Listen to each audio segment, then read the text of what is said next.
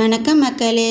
இந்த பனி காலத்தினால என் பையனுக்கு ஒரே கோல்டாக இருந்தது. அதனால் மார்கண்ட எலும்பு சூப்பு வச்சு தரலான்ட்டு கடைக்கு போய் மார்கண்ட எலும்பு வாங்கிட்டு வந்து தண்ணி ஊற்றி அலசி வச்சுக்கிட்டு குக்கரில் ஒரு சொம்பு தண்ணி ஊற்றி அது மார்கண்ட எலும்பு மஞ்சத்தூள் உப்பு போட்டு ஒரு 10 விசில் விட்டு இறக்கி எடுத்துக்கிட்டேன்.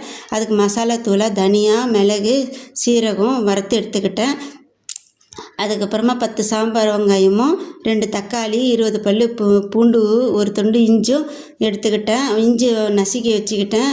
அப்புறமா எண்ணெய் ஊற்றி வெங்காயம் போட்டு வதக்கினேன். இந்த 10 விசில் போட்டது வெந்துருச்சு.